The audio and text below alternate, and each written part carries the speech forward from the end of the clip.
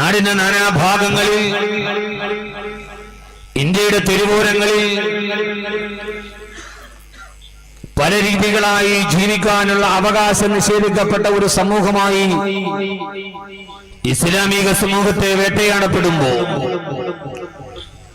ഫാസിസ്റ്റുകൾ ഇന്ത്യയിൽ വേട്ടയാടുന്നു, ബുദ്ധിസ്റ്റുകൾ മ്യാൻമറിൽ വേട്ടയാടുന്നു, ഇറാഖിൽ വേട്ടയാടപ്പെടുന്നു, ഫലസ്തീനിലെ സയനിസ്റ്റുകൾ വേട്ടയാടുന്നു.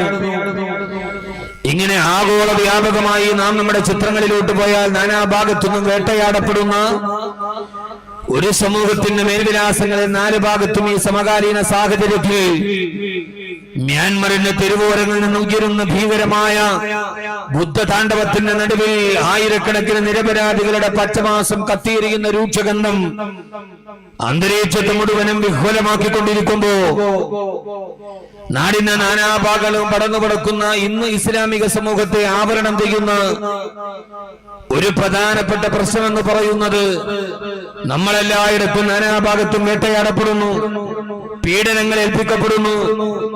അതുകൊണ്ട് തന്നെ ഇനി ഇസ്ലാമിക സമൂഹത്തിന് ഈ ഭൂലോകത്ത് നിലനിൽപ്പുണ്ടാവുകയില്ല എന്ന ഒരു അബദ്ധധാരണ ഇസ്ലാമിക സമൂഹത്തെ സംബന്ധിച്ചോളം അവരുടെ മനസ്സിലേക്ക് പോലും കടന്നുപോയിട്ടുണ്ടോ എന്ന് ന്യായമായി നാം സംശയിക്കേണ്ടതുണ്ട്. പ്രത്യേകിച്ച് വിശ്വസിച്ച നമ്മുടെ യുവാക്കളുടെ ഇടയിൽ ഇനി മുസ്ലിമായി ജീവിക്കാൻ കഴിയുകയില്ല, ഇസ്ലാമിനെ ലോകത്തിന് നിലനിൽപ്പുണ്ടാവുകയില്ല, നാല് ഭാഗത്തുനിന്നും അക്രമികൾ നമ്മെ വേട്ടയാടുന്നു എന്ന ഒരു ചിന്ത നമ്മുടെ ഇസ്ലാമിക യുവാക്കളുടെ ഇടയിലേക്ക്, യുവതികളുടെ ഇടയിലേക്ക് രൂഢമൂലമാവുകയും ഇനി നാം പലവിധ അഡ്ജസ്റ്റ്മെന്റുകൾക്ക് തയ്യാറായാൽ മാത്രമേ ജീവിക്കാൻ കഴിയൂ എന്ന ഒരു സാഹചര്യം നമ്മുടെ ഇടയിൽ നിലനിൽക്കുമ്പോ ഞാനിനി പറയാൻ പോകുന്ന ഈ വിഷയം ചിലപ്പോ നിങ്ങൾക്ക് ദഹിക്കുമോ എന്ന് എനിക്കറിയില്ല. യഥാർത്ഥത്തിൽ എന്റെ പ്രിയപ്പെട്ട സഹോദരങ്ങളോട്, ഫറോവയുടെ കൊട്ടാരത്തിലാണ് ഇസ്ലാം വളർന്നിട്ടുള്ളത്. അബൂജഹലിന്റെയും ഉത്തുബത്തിന്റെയും ശൈബത്തിന്റെയും ചാട്ടവാറുകളുടെ ശബ്ദം കേട്ടിട്ടാണ് മുഹമ്മദ് മുസ്തഫ സല്ലല്ലാഹു അലൈഹി വസല്ലമ അൽയൗമ അക്മൽതു ലക്കും ദീനക്കും വഅത്മംതു അലൈക്കും നിഅമതി വറദീതു ലക്കുമുൽ ഇസ്ലാമ ദീനാ, വിശുദ്ധമായ ഇസ്ലാമിനെ നിങ്ങളുടെ മുമ്പിൽ സമ്പൂർണ്ണമായി ഞാൻ അവതരിപ്പിക്കുന്നു എന്ന് 23 വർഷക്കാലത്തെ കർമ്മകാണ്ഡത്തിലൊടുവിൽ അള്ളാഹുവിന്റെ പ്രവാചകൻ ലോകത്തോട് പ്രഖ്യാപിച്ചത് ബദറും ഉഹദും ഹുനൈനും ഖൈബറും ഖന്ദഖും ഒക്കെ രക്തപ്പുഴകൾ താണ്ടിക്കടന്ന് തന്റെ ജീവിതത്തിലേക്ക് വന്ന എതിർപ്പിന്റെ ശരങ്ങളെ സമചിത്തതയോടെ നേരിട്ടുകൊണ്ടാണ് പ്രവാചകൻ ഇസ്ലാമിനെ ലോകത്ത് വളർത്തിയിട്ടുള്ളത്. എന്ന് മാത്രമല്ല, ആദരവായ പ്രവാചകൻ നബി മുഹമ്മദ് മുസ്തഫ, ആദരവായ പ്രവാചകൻ നബി മുഹമ്മദ് മുസ്തഫ സല്ലല്ലാഹു അലൈഹി വസല്ലമ ലോകത്തോട്, ഇസ്ലാമിക സമൂഹത്തോട് പറഞ്ഞു തന്ന ഏറ്റവും പ്രധാനപ്പെട്ട ഒരു വാക്യമേറെന്നറിയുമോ? ലോകത്തിന്റെ ഏറ്റവും പ്രധാനപ്പെട്ട പ്രതിസന്ധികളിൽ ഇന്ന് നമ്മൾ പറയുന്നതെന്നാണ്. ഫാസിസ്റ്റുകൾ ഇന്ത്യയിൽ, ബുദ്ധിസ്റ്റുകൾ റോഹിംഗ്യയിൽ, സയനിസ്റ്റുകൾ ഫലസ്തീനിൽ എന്ന് വേണ്ട നാനാവിധം ഈ നാല് ഭാഗത്തുനിന്നും വേട്ടയാടപ്പെടുമ്പോ ആ വേട്ടയാടപ്പെടുന്ന അതേ സാഹചര്യത്തെ അള്ളാഹുവിന്റെ വിശുദ്ധമായ ഖുർആൻ ലോകത്തോട് പറഞ്ഞു കൊടുത്ത ഒരു സാഹചര്യമുണ്ട്. ഏത് സാഹചര്യമാണ്? ആ സാഹചര്യം മറ്റൊന്നുമായിരുന്നില്ല. ഓ നബിയേ, ഇത് ജാഊകും മിൻ ഫൗഖികും വമിൻ അസ്ഫല മിൻകും വഇദ സാഗത്തുൽ അബ്സാർ വബലഗത്തുൽ ഖുലൂബുൽ ഹനാജിറ വതളുന്നൂന ബില്ലാഹിൽ ളുനൂന ഹുനാലിക മുത്ലിയൽ മുഅ്മിനൂന വസുൽസിലു സിൽസാലൻ ശദീദാ. അല്ലാഹു ചോദിക്കുകയാണ്, നബിയേ, ആദരവായ പ്രവാചകൻ നബി മുഹമ്മദ് മുസ്തഫ സല്ലല്ലാഹു അലൈഹി വസല്ലമയുടെ ഇസ്ലാമിക തത്വസംഹിതയെ ലോകത്ത് നിന്ന് വേരോടെ പിഴുതെറിയാൻ മക്കയിലെ മുശ്രിക്കുകളും പേർഷ്യയിലും ഇസ്രയേലുമുള്ള മജൂസികളും യഹൂദികളും അടക്കമുള്ള ഒരു സഖ്യസേന രൂപാന്തരപ്പെടുകയും ഖന്ദഖിന്റെ രണാങ്കണത്തിൽ ആദരവായ പ്രവാചകൻ നബി മുഹമ്മദ് മുസ്തഫ സല്ലല്ലാഹു അലൈഹി വസല്ലമയുടെ നേരെ തകർത്തെറിയാൻ, അപലരായ ഒരു സമൂഹത്തെ തകർത്തെറിയാൻ ശത്രുക്കൾ മുഴുവനും ഒരുമിച്ച് കൂടി സഖ്യകക്ഷികൾ രൂപീകരിക്കുകയും അതിനെയാണ് ഖുർആൻ സൂറത്തുൽ അഹ്സാബ് എന്ന് പിന്നീട് രേഖപ്പെടുത്തിയത്. അഹ്സാബ് എന്ന് പറഞ്ഞാൽ സഖ്യകക്ഷികൾ. പ്രവാചകനെതിരെ പാഞ്ഞെടുത്ത എതിരാളികളുടെ വലിയൊരു സഖ്യരൂപം അവസാനം നിലനിൽക്കാൻ കഴിയാതെ ഈ സഖ്യകക്ഷികൾ മുഴുവനും മലവെള്ള പാച്ചിൽ പോലെ തങ്ങളുടെ നേരെ വന്ന വന്നാൽ ന്യൂനപക്ഷമായ തങ്ങൾ ഈ ലോകത്തിൽ നിന്ന് നാമാവശേഷമാകുമെന്ന് ഉറപ്പായപ്പോ ഒരു നേരത്തെ ഭക്ഷണമില്ലാതെ ചുറ്റടക്കാൻ ഭക്ഷണമില്ലാതെ കൈകാര്യം ചെയ്യാൻ ആയുധങ്ങളില്ലാതെ പരിമിതികളുടെയും പരിദേവനങ്ങളുടെയും പരിതാപങ്ങളുടെയും ഇടയിൽ അള്ളാഹുവിന്റെ പ്രവാചകന് അനുയായികളെ പ്രതിരോധിക്കുവാൻ വേണ്ടി കയ്യിൽ കിടക്കുന്ന ഇരുമ്പായുധം കൊണ്ട് കിലോമീറ്ററുകളോ നീണ്ടു കിടക്കുന്ന കിടങ്ങുകൾ കുടിക്കുകയും നേതാവും അനുയായികളും അടക്കം രാപ്പകലുകളില്ലാതെ കിടങ്ങുകൾ കുടിച്ചുകൊണ്ടിരിക്കുമ്പോ മറുഭാഗത്ത് വിശന്ന് ദാഹിച്ചിരിക്കുന്ന ചെന്നായെ പോലെ എതിരാളികളെ കാത്തുനിന്നപ്പോഴാണ് അള്ളാഹുവിന്റെ പ്രവാചകനോട് അള്ളാഹു ചോദിച്ചത്, നബിയേ, എന്തിനാണ് ആ സാഹചര്യത്തെ അള്ളാഹുവിന്റെ ഖുർആൻ പരിചയപ്പെടുത്തിയത്? ഇങ്ങനെയാണ്, നബിയേ, ഇത് ജാഊകും മിന ഫൗഖികും വമിന അസ്ഫല മിൻകും വഇദ സാഗത്തിൽ അബ്സാറു വബലഗത്തിൽ ഖുലൂബുൽ ഹനാജിറ വതളുന്നൂന ബില്ലാഹിൽ ലുനൂനാ. നബിയേ, ഇത് ജാഊകും മിന ഫൗഖികും, അങ്ങയുടെ തലയുടെ മുകളിലൂടെ ഇന്ന് നാം വ്യോമാക്കണമെന്ന് പറയുന്ന അതേ പദമെടുത്തിട്ട് അല്ലാഹു ചോദിക്കുകയാ, ഇത് ജാഊകും മിന ഫൗഖികും, അങ്ങയുടെയും അനുയായികളുടെയും ഇസ്ലാമിന്റെ തലയുടെ മുകളിലൂടെ വ്യോമാക്രമണവും വമിൻ അസ്ഫല മിൻകും, കരയിലൂടെ കരയാക്രമണവും ഒരേപോലെ നടത്തപ്പെടുമ്പോ, നബിയെ, വ്യോമാക്രമണവും കരയാക്രമണവും ഒരേപോലെ നടത്തപ്പെടുന്ന വമിൻ അസ്ഫല മിൻകും വഇദ സാഗത്തിൽ അബ്സാർ വബലഗത്തിൽ ഖുലൂബുൽ ഹനാജിറ വതളുന്നൂന ബില്ലാഹിൽ ലുനൂനാ. ഓ നബി, അങ്ങയുടെ അനുയായികളുടെ കണ്ണും കൽബും ഒരേപോലെ പേടിച്ചിരണ്ട് തലയുടെ മുകളിലൂടെ പാഞ്ഞു പോകുന്ന ആയുധങ്ങളും കരയിലൂടെ പാഞ്ഞു വരുന്ന കുതിര ശബ്ദവും കേട്ട് അങ്ങയുടെ അനുയായികളുടെ ഹൃദയവും കണ്ണുകളും ഒരേപോലെ പരിഭ്രാന്തിയിൽ നിൽക്കുമ്പോ ഹുനാലിക ബുതുലിയൽ മുഅ്മിനൂന വസുസിലൂ സുൽസാലന ശദീദാ. ഓ നബിയേ, ഹുനാലിക ബുതുലിയൽ മുഅ്മിനൂൻ, അന്ന് സത്യവിശ്വാസികൾ തുല്യതയില്ലാതെ പരീക്ഷിക്കപ്പെട്ടപ്പോ ഞാൻ എന്റെ സഹോദരങ്ങളോട് മ്യാൻമറും റോഹിംഗ്യയും ഫലസ്തീനും ഒക്കെ നമ്മുടെ മുമ്പിൽ കണ്ണീരായി നിലവുകളിലൂടെ പടന്നിറങ്ങുമ്പോ ഇതേ സാഹചര്യത്തെ സഹാബത്ത് എങ്ങനെയാണ് അഭിമുഖീകരിച്ചതെന്ന് നൂറ്റാണ്ടുകൾക്ക് മുമ്പ് അല്ലാഹുവിന്റെ ഖുർആന്റെ രണ്ടായത്തുകളും അത് ഇന്നത്തെ അവസ്ഥ മനസ്സിലാക്കാൻ നബിയേ, ഹുനാലിക ബുതുലിയൽ മുഅ്മിനൂൻ, വിശ്വാസികൾ പേടിച്ചു വല്ലാതെ പരീക്ഷിക്കപ്പെട്ടെന്ന് മാത്രമല്ല, അവരെ പരീക്ഷിക്കപ്പെട്ടെന്ന് മാത്രമല്ല, വസുസിലൂ സുൽസാലന ശദീദാ, അവര് വല്ലാതെ കിടുങ്ങി വിറച്ചു പോയല്ല നബിയെ. അന്ന് സഹാബത്ത് കിടുങ്ങി വിറച്ചു പോയല്ല നബിയെ. മക്കയും പേർഷ്യയും കിസ്രയും കൈസറും ഒക്കെ നമുക്ക് നേരെ പാഞ്ഞെടുത്തു വരുമ്പോ ആ സഹാബത്ത് പരീക്ഷിക്കപ്പെട്ട് പേടിച്ചു വിറഞ്ഞു പോയല്ല നബിയെ. കിടങ്ങുകളിലോട്ട് വലിച്ചുകാരിയിടപ്പെട്ട് മേളിലേക്ക് വന്ന് വീഴുന്ന മണ്ണുമാന്തി യന്ത്രം മണ്ണുവാരിയിടുമ്പോ അവസാനത്തെ നിമിഷം മുന്നിൽ കാണുമ്പോ റോഹിംഗ്യൻ മുസ്ലിമീങ്ങളെ പോലെ അവരും വല്ലാതെ പേടിച്ചു പോയല്ല നബിയെ. ആ സമയത്ത് അല്ലാഹുവിന്റെ പ്രവാചകൻ നബി മുഹമ്മദ് മുസ്തഫ സല്ലല്ലാഹു അലൈഹി വസല്ലമ ചെയ്തതേതെന്ന് നിങ്ങൾക്കറിയുമോ? മുസ്ലിമീങ്ങളായ വിശ്വാസികൾ പേടിച്ചിരണ്ട് നിൽക്കുമ്പോ അള്ളാന്റെ റസൂല് പറഞ്ഞു കൊടുത്തത് അവസാനിക്കാറായി എന്നല്ല, ഇതോടെ തീർന്നു എന്നല്ല, ഇനി നമ്മൾ ഈ ഭൂലോകത്ത് തുടച്ചു മാറ്റപ്പെടുമെന്നല്ല, അതുകൊണ്ട് നിങ്ങൾ വിശ്വാസത്തിൽ നിന്ന് പുറകിലേക്ക് മാറാനല്ല. മുസ്ലിമീങ്ങൾ ഇങ്ങനെ പേടിച്ചുകൊണ്ട് ഈ സഖ്യകക്ഷിയുടെ പടയാളികളെ പാഞ്ഞു വരുമ്പോ അവരെ തടുത്തു നിർക്കാൻ ഒരു കിടങ്ങ് കുടിച്ചുകൊണ്ടിരിക്കുകയാണ്. കിടങ്ങ് കുടിച്ചുകൊണ്ടിരിക്കുമ്പോ ആ സമയത്ത് പട്ടിണിപ്പാവങ്ങളായ സഹാബത്ത് കിടങ്ങ് കുടിക്കാൻ ഇരുമ്പായുധമെടുത്ത് വെട്ടവേ ഒരു കരിമ്പാറക്കെട്ടിലേക്ക് പോയിക്കൊണ്ട് കരിമ്പാറ പൊട്ടാൻ കഴിയാതെ ആ പേടിച്ച രണ്ട് സഹാബത്ത് വിശന്നിട്ട് വയറുമായി ഇലാ ഹളറത്ത് റസൂലില്ലാ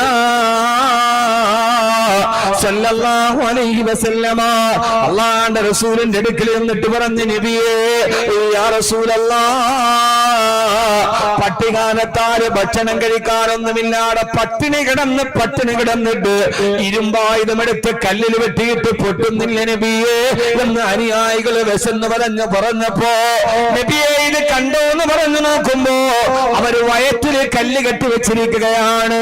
ഹബീബായ നബി തങ്ങൾ പറഞ്ഞു, സഹാബാ, ഞാനും വ്യത്യസ്തനല്ലെന്ന് പറഞ്ഞ് നേതാവ് തന്റെ ശരീരത്തെ മറച്ചിരിക്കുന്ന വസ്ത്രാന്തരങ്ങൾ പൊക്കവേ അള്ളാന്റെ റസൂലിന്റെ വയറ്റിൽ 2 കല്ല് കെട്ടിവെച്ചിരിക്കുകയാണ്. എത്രയോ നാളുകൊണ്ട് നമ്മൾ കേട്ടുപടകിയ ചരിത്രമാണിത് മുഅ്മിനീങ്ങളെ. എന്റെ പ്രിയപ്പെട്ട ചെറുപ്പക്കാരാ, എന്തിനാണ് വയറ്റില് കല്ല് കെട്ടിവെച്ചതെന്നറിയുമോ? വിശന്ന് പറഞ്ഞപ്പോ കല്ല് വയറ്റില് കെട്ടിവെച്ചാൽ എന്ത് പ്രയോജനമാണുള്ളത്? ആ കല്ലുകൊണ്ട് വിശപ്പ് മാറില്ലല്ലോ. എന്തിനാണെന്നറിയുമോ മുസ്ലിം ചെറുപ്പക്കാരാ? വയറ് വല്ലാതെ ഭക്ഷണം കഴിക്കാതെ വയറൊട്ടിപ്പോയാല് മെല്ലെ നടുവങ്ങ് കുനിഞ്ഞു പോകും. മറ്റുള്ളവരുടെ മുമ്പിൽ പട്ടിണി കിടന്നാലും നടുവളയാതിരിക്കാനാണ് വയറ്റിലേക്ക് വയറ്റിലേക്ക് കല്ല് കെട്ടിവെച്ചിട്ട് പട്ടിണി കിടന്നാലും മറ്റൊരു തന്നെ മുമ്പിൽ തല കുറിച്ചു നിൽക്കുകയില്ലെന്ന് നടു നിവർന്ന് നിൽക്കാൻ വേണ്ടിയാണ് 14 നൂറ്റാണ്ടുകൾ മുമ്പ് ലോകത്തിന്റെ പ്രവാചകന് പ്രതിസന്ധിയുടെ തീക്ഷ്ണമായ കനൽപഥങ്ങളുടെ മുമ്പിൽ അള്ളാന്റെ റസൂല് വയറ്റില് കല്ല് കെട്ടിവെച്ചതെങ്കിൽ ഇല്ല, മറ്റൊരു തന്നെ മുമ്പിൽ ശത്രുവിന്റെ മുമ്പിൽ തല കുനിക്കുകയില്ല. തല കുനിഞ്ഞെന്നവന് തോന്നുക പോലും ചെയ്യാതിരിക്കാണ് വയറ്റിലെ കല്ല് കെട്ടിവെച്ചു കൊണ്ടിരിക്കുമ്പോഴാണ് അള്ളാന്റെ റസൂൽ ഇരുമ്പായുധം കയ്യിലെടുക്കുന്നത്. എവിടെയാണ് സ്വഹാബ? ആ കല്ലിലേക്ക് പോയി ഇരുമ്പായുധം കൊണ്ട് ആഞ്ഞു വെട്ടുന്ന സമയം ഇരുമ്പ് പോയി കരിങ്കല്ലിൽ സ്പർശിച്ചപ്പോ സ്വാഭാവികമായിട്ട് തീ പിടിച്ചു തരാൻ തുടങ്ങി. ഭക്ഷണം കഴിക്കാനില്ലാതെ തളർന്നവസരായി നിൽക്കുന്ന എതിരാളികളുടെ വായിൽ പെട്ടു നിൽക്കുന്ന അനുയായികളോട് അള്ളാന്റെ റസൂല് പറഞ്ഞതെന്നറിയോ സഹാബ? നിരാശപ്പെടേണ്ട സഹാബ, ഈ ചിതറുന്ന തീപ്പരി ഏതെന്നറിയുമോ? അറിയില്ല നബിയേ. ഇത് കിസ്റയുടെ ഖജനാമാണ് സഹാബ. രണ്ടാമതും എടുത്തു വെട്ടി, രണ്ടാമതും തീപ്പരി ചിതറിയപ്പോ ഇതേടെന്നറിയുമോ? ഇത് കൈസറിന്റെ ഖജനാമാണ് സഹാബ. എന്റെ പ്രിയപ്പെട്ട ചെറുപ്പക്കാരോട് റോഹിംഗ്യ പറഞ്ഞു പതറാനല്ല, ഫലസ്തീൻ കെട്ടിട്ട് തിരിഞ്ഞു നടക്കാനല്ല. പട്ടിണിയിലും പരിവട്ടത്തിലും പരീക്ഷണത്തിലും നിൽക്കുമ്പോ ശുഭാപ്തി വിശ്വാസത്തിന്റെ വൃത്താന്തങ്ങൾ പറഞ്ഞിട്ടാണ് ഹബീബായ നബി തങ്ങൾ ഈ ഉമ്മത്തിനെ മുമ്പോട്ട് നടത്തിയത്. ഒരു റോഹിംഗ്യയിൽ അവസാനിക്കുകയില്ല, ഒരു ഫലസ്തീനിൽ അവസാനിക്കുകയില്ല, ഒരു പശുവിന്റെ പേരിൽ തല്ലിക്കൊന്നാൽ അവസാനിക്കുകയില്ല. പട്ടിണി പാവങ്ങള് കല്ല് വെട്ടാൻ പോലും സമയമില്ലാതിരുന്ന, ശേഷിയില്ലാതിരുന്ന കാലത്താണ്. നിങ്ങൾ തളരരുത്, അവസാന വിജയം നിങ്ങൾ കാണുന്ന അല്ലാഹുവിന്റെ ഈ ദീനത്വമെന്ന് കിസ്റയുടെ ഖജനാവിന്റെ പുറകിൽ റോമിന്റെ പതാകയുടെ മുകളിൽ തക്ബീറിന്റെ പതാക ഉയരുമെന്ന് അള്ളാന്റെ റസൂല് പറഞ്ഞിരുന്നുവല്ലോ. കിസ്റ തകർന്നുവല്ലോ, പേർഷ്യയുടെ മുകളിൽ ഇസ്ലാം ജയത്രയാത്ര നടത്തിയല്ലോ. അതുകൊണ്ട് എന്റെ പ്രിയപ്പെട്ട സഹോദരങ്ങളോട് ചെറുപ്പക്കാരോട്, റോഹിംഗ്യയിൽ പോയി 10,000 കൊന്നൊടുക്കിയാലും ഇത് അവസാനിക്കാനുള്ളതല്ല. മുസ്ലിം സമൂഹം ഏതെന്നറിയുമോ? ഒരു ദിമിഷ്കിലെ പള്ളിയുടെ വെള്ളമിനാരത്തില് മറിയമിന്റെ പുത്രൻ ഈസാ നബി വരുന്നവൻ കാത്തിരിക്കുന്ന ഒരു സമൂഹമാണിത്. ഇമാം മഹ്ദിയെ കാത്തിരിക്കുന്ന ഒരു സമൂഹമാണിത്. ഈ സമുദായം എങ്ങനെയാണ് തകർന്നു പോവുക? ആർക്കാണ് ഇതിനെ തകർക്കാൻ കഴിയുക? ആർക്കാണ് ഇതിനെ നാമാവശേഷമാക്കാൻ കഴിയുക? أنا أولها والمهدي وسطها وعيسى آخرها.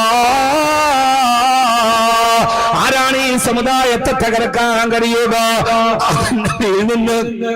ആദം നബിയിൽ നിന്ന് ഇറാഖുകയും നടന്ന് യൂറോപ്പിന്റെ മലമടക്കുകളെയും പരിഷ്കാരികളാക്കി, നന്മയുടെ മനുഷ്യത്വത്തിന്റെ വക്താക്കളാക്കി, ലോക ചരിത്രത്തിന്റെ മുകളിലൂടെ നടന്നുപോയ ഈ സമുദായത്തെ ഈ ലോകത്തിന്റെ പരിവർത്തനത്തിന് പടപ്പുറപ്പാട് നാട്ടിയ, ഈ ലോകത്തിന് നാഗരികത പഠിപ്പിച്ചു കൊടുത്ത, ഈ ലോകത്തിന് നന്മയെ നിന്ന് പഠിപ്പിച്ചു കൊടുത്ത, ഈ ലോകത്തിന് ശ്രീലവും അശ്ലീലവും നമ്മിൽ വേർതിരിക്കാൻ പഠിപ്പിച്ചു കൊടുത്ത, മനുഷ്യരാണ് വരുന്ന ലോകത്തോട് പ്രഘോഷണം ചെയ്തു കൊടുക്കാൻ പഠിപ്പിച്ചു കൊടുത്ത ഈ പ്രസ്ഥാനത്തെ ആരാണ് തകർക്കാൻ കഴിയുക?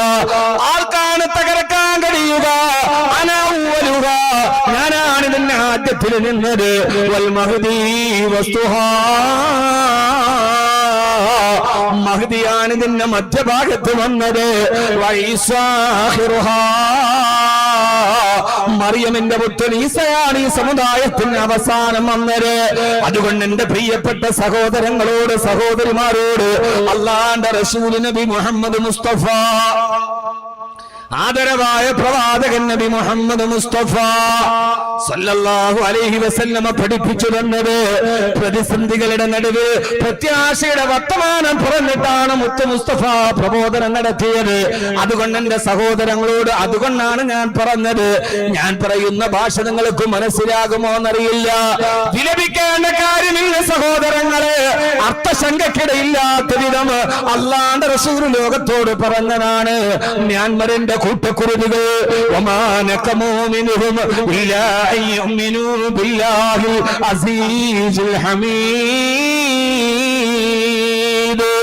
ഈ തീക്കുന്നാരമുണ്ടാക്കി വലിയ കിടങ്ങ് കുടിച്ച് ആ കിടങ്ങിലേക്ക് റോഹിംഗ്യയിലും മ്യാൻമറിലെ പാവപ്പെട്ട നിരപരാധികളായ പിഞ്ചു ബാല്യങ്ങൾ ഇറക്കി നിർത്തിയിട്ട് അവരുടെ ശരീരത്തിലേക്ക് വിറക് കൊള്ളുകളിലൂടെ അഗ്നിജ്വാലങ്ങൾ പടത്തിപ്പിടിക്കുമ്പോ അഗ്നിജ്വാലകൾ ശരീരത്തിന്റെ പച്ചമാംസത്തിലേക്ക് വരുമ്പോ അവര് പറഞ്ഞതേതെന്നറിയോ?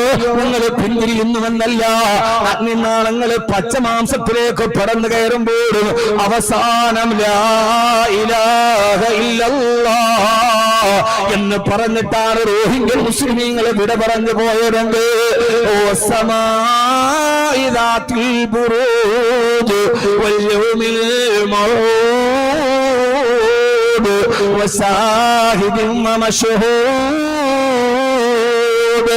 قتل أصحاب الأخدود النار ذات الوقود.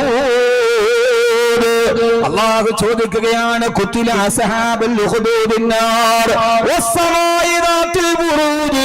ഈ സൂര്യനെയും അതിന്റെ രാശികളെയും അതിന്റെ നിർമ്മിത സ്ഥാനങ്ങളെയും തന്നെയാണ് സത്യം. നിങ്ങൾക്കറിയില്ലയോ, തീ കുണ്ടാരത്തിൽ വെച്ച് വിറക് കൊള്ളികൾ കൊണ്ട് കരിക്കപ്പെട്ട ഒരു സമുദായത്തെ നിങ്ങൾക്ക് ഓർമ്മയില്ലയോ? ഖുതില അസ്ഹാബുൽ ഉഖ്ദൂദ്, വിറക് കൊള്ളികൾ കൊണ്ട് കത്തിക്കരിക്കപ്പെട്ട ഒരു സമുദായത്തെ നിങ്ങൾക്ക് ഓർമ്മയില്ലയോ? ആർക്ക് വേണ്ടിയാണ് ഈ സമുദായത്തെ പറഞ്ഞു തന്നത്? 14 നൂറ്റാണ്ട് മുമ്പ് ഖുർആൻ ഓർമ്മിപ്പിച്ച ഈ കഥയാണ്. ഇന്ന് റോഹിംഗ്യയിൽ വിറക് കൊള്ളുകൾ കൂട്ടിവെച്ചിട്ട് നിരപരാധികളെ കൊത്തുനിൽക്കുമ്പോ അല്ലാഹു പറയാണ്, സൂര്യരാശിയെ തന്നെയാണ് സത്യം. ഇസ്ലാമിന്റെ വിജയം കാണാനാണ് സൂര്യൻ കാത്തിരിക്കുന്നതെന്ന് അല്ലാഹുവിന്റെ വിശുദ്ധ ഖുർആൻ.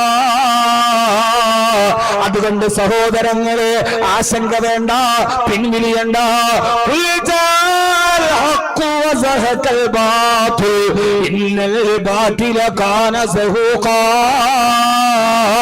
സത്യം പുലരാനുള്ളതാണ്, അസത്യം തകരാനുള്ളതാണ്. അസത്യം തകരുക തന്നെ ചെയ്യുമെന്ന് ഇന്നൽ ബാതില കാന സഹൂഖാ. ഈ അസത്യം തകരാനുള്ളതാണ്. അല്ലാഹു നമുക്ക് ബോധം തരട്ടെ, അല്ലാഹു നമുക്ക് ബോധം തരട്ടെ. മ്യാൻമറിൽ കൊന്നൊടുക്കിയാലും ഫലസ്തീനിൽ കൊലക്കത്തിക്ക് ഉപയോഗപ്പെടുത്തിയാലും വീട്ടിലിരിക്കുന്ന തട്ടമിട്ട മുസ്ലിം പെണ്ണുങ്ങളെ വിളിച്ചിറക്കി കൊണ്ടുപോയി എവിടെയോ മറച്ചാത്തിയാലും ആശങ്കയില്ല സഹോദരങ്ങളെ. ഒരു ഭാഗത്ത് തകർക്കുമ്പോ മറുഭാഗത്ത് വളരുകയാണ്. അല്ലാഹു നമുക്ക് ആശങ്കപ്പെടേണ്ടതില്ല. നമ്മൾ എന്തിനാ ആശങ്കപ്പെടണം? പ്രതിസന്ധിയുടെ നടുവിൽ പ്രത്യാശയുടെ വർത്തമാനം പഠിപ്പിച്ചിട്ടാണ് റസൂലുള്ളാഹി സ്വല്ലല്ലാഹി അലൈഹി വസല്ലം ഉമ്മത്തിനെ മുമ്പോട്ട് കൊണ്ടുപോയത്. നമ്മൾ വിചാരിച്ചു ഇതോടെ തീർന്ന്, ഇനി മുസ്ലിം ആവാൻ പറ്റൂല, ഇനി ജീവിക്കാൻ പറ്റൂല, അങ്ങനെയാണ് ഇങ്ങനെയാണ്. ഒരു ഭാഗത്ത് തകർക്കട്ടെ. കൊടിഞ്ഞിയിലെ ഫൈസലിനെ കൊന്നപ്പോ ഫൈസലിന്റെ വീട്ടിൽ 8 പേര് മുസ്ലിമായി. ഒന്നിനെ കൊന്നപ്പോ 8 മടങ്ങായി. പൊടിഞ്ഞിയിലെ ഫൈസലിനെ കൊന്നപ്പോ, ഒരാളെ കൊന്നപ്പോ 8 പേരാണ് അവിടെ നിന്ന് ഇസ്ലാമിലേക്ക് വന്നത്. ഇത് സത്യം എന്ന് പറയുന്നത് ഒരാദർശമാണ്. അതിനെ മുടിവെക്കാൻ നടത്താൻ കഴിയില്ല. ഈ അടുത്ത സമയത്ത് നിങ്ങളുടെയൊക്കെ ഒരു പ്രശ്നം എന്താ? ഇപ്പൊ ഫേസ്ബുക്കിലൊക്കെ വാർത്ത എന്താ? അവിടെ അത് കൃത്യമായി ഫേസ്ബുക്കിൽ കാണുന്ന വാർത്തകളെ കുറിച്ച് നമ്മൾ അതിന്റെ സത്യാവസ്ഥ അന്വേഷിക്കണം. ഇതൊരു ഒരു ഇസ്ലാമോ ഫോബിയുടെ ഭാഗമായിട്ടുണ്ടാകുന്ന ഒരു പ്രോപ്പഗണ്ടയാണിത്. ചൈനയിൽ ഇസ്ലാം നിരോധിച്ചു, കംബോഡിയയിൽ പള്ളി കയറാനും അതില്ല, അവിടെയില്ല ഇവിടെയില്ല. ഫേസ്ബുക്കിൽ ഇങ്ങനെ വാർത്തകൾ വരുവാൻ. ആരാണ് പറഞ്ഞത്? കഴിഞ്ഞ റമളാനിൽ ചൈനയുടെ പ്രസിഡന്റ് നിസ്കരിക്കുന്ന പള്ളിയിൽ പോയിട്ട് ഇറങ്ങി വരുന്ന ഫോട്ടോയാണ് കണ്ടത്. നാനാഭാഗത്തും വ്യാജമായ പ്രചരണങ്ങൾ. ഇതൊരു ഇസ്ലാമോ ഫോബിയുടെ പ്രോപ്പഗണ്ടയാണ്. നമ്മളതിൽ വീണു പോകരുത്. ജർമ്മനിയിൽ നിന്നൊരു ചെറുപ്പക്കാരൻ എടുത്ത സമയത്ത് തന്നെ വിളിച്ചു. അവൻ മലപ്പുറം ജില്ലക്കാരനാണ്. എന്നെ വിളിച്ചിട്ട് പറഞ്ഞു, ഉസ്താദേ ഞാൻ മലപ്പുറം ജില്ലക്കാരനാണ്, MBA പഠിക്കുന്നുണ്ട്, ചെറിയൊരു ബിസിനസ്സും ചെയ്യുന്നുണ്ട്.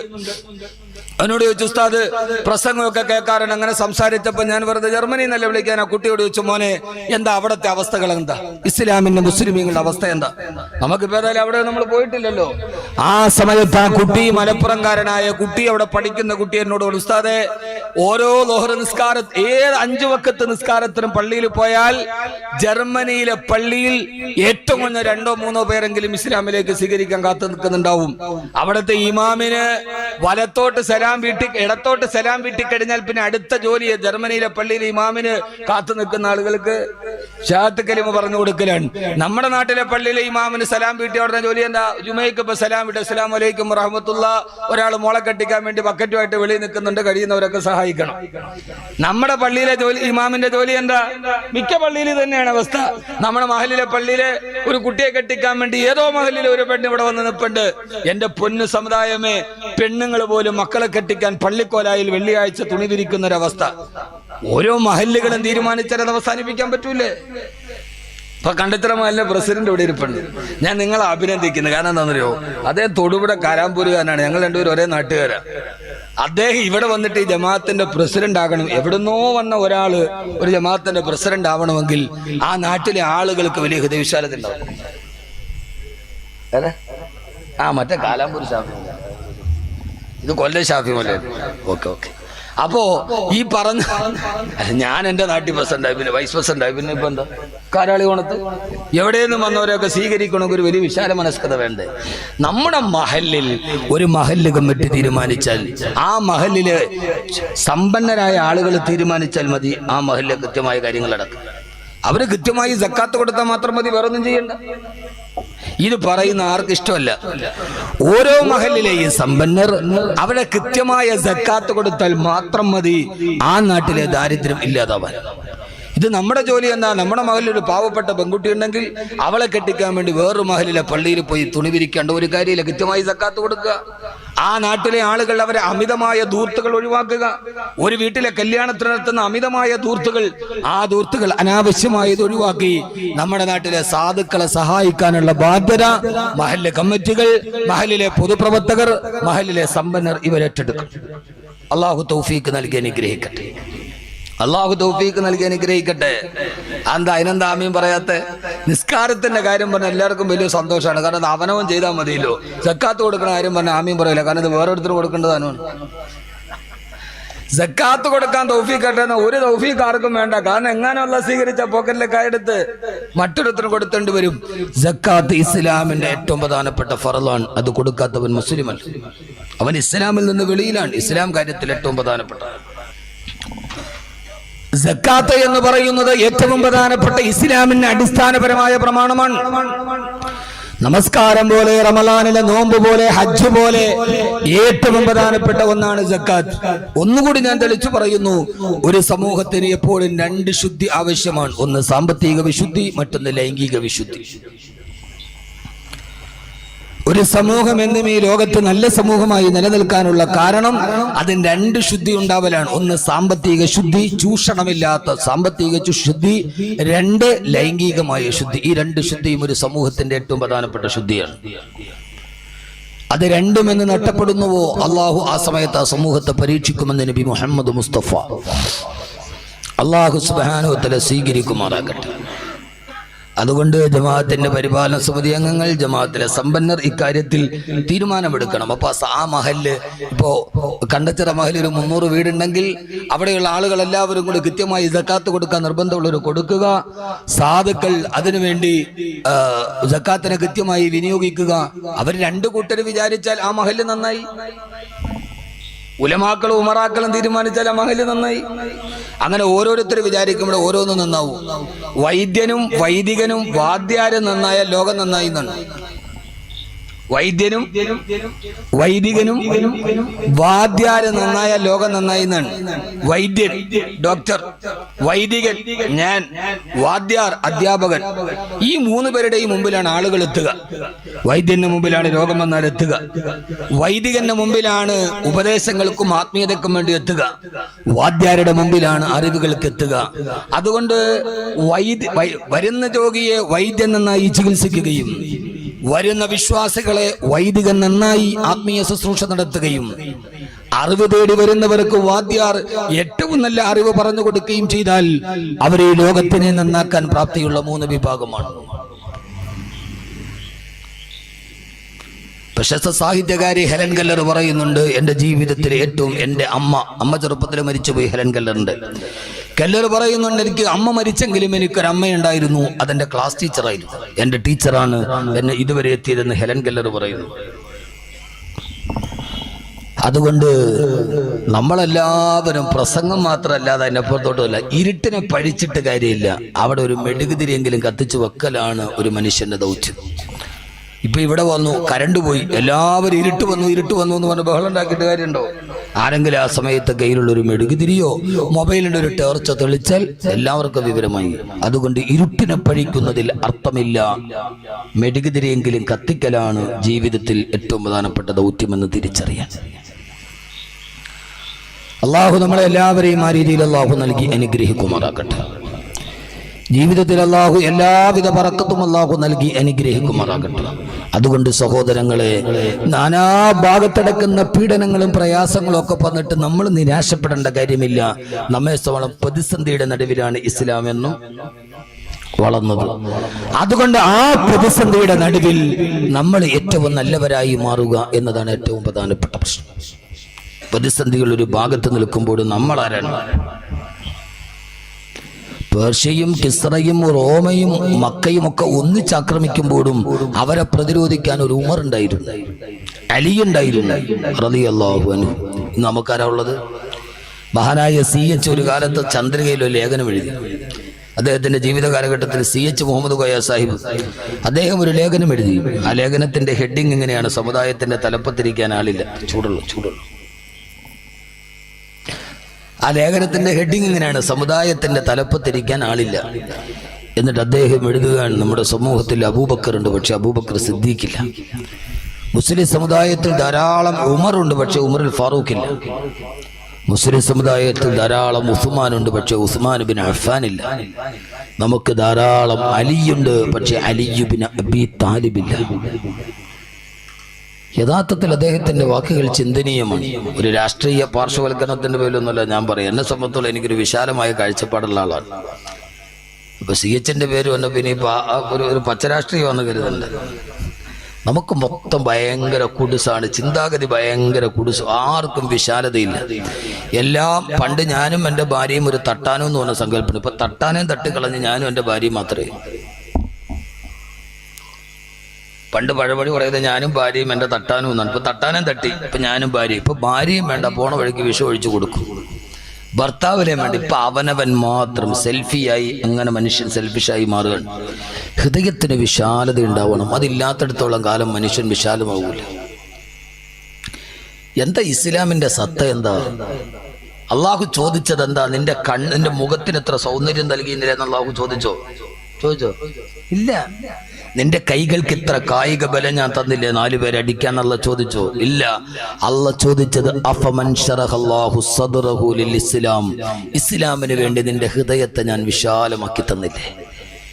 നബി സല്ലല്ലാഹു അലൈഹി വസല്ലമയോട് അല്ലാഹു നബിതങ്ങൾക്ക് ചെയ്തു കൊടുത്ത അനുഗ്രഹത്തെ കുറിച്ച് ചോദിച്ചപ്പോൾ ചോദിച്ചത് അലം നശ്റഹ് ലക സദ്റക, നബിയെ അങ്ങയുടെ ഹൃദയത്തെ ഞാൻ വിശാലമാക്കി തന്നില്ലേ? മൂസാ നബി അള്ളാഹിനോട് പ്രാർത്ഥിച്ചത് അല്ലാഹുവേ സ്വർണ്ണമല വേണമെന്നല്ല, റബ്ബി ശ്റഹ് ലി സദ്രി, എൻ്റെ ഹൃദയത്തെ നീ വിശാലമാക്കി താ അല്ലാഹുവേ എന്നാണ്.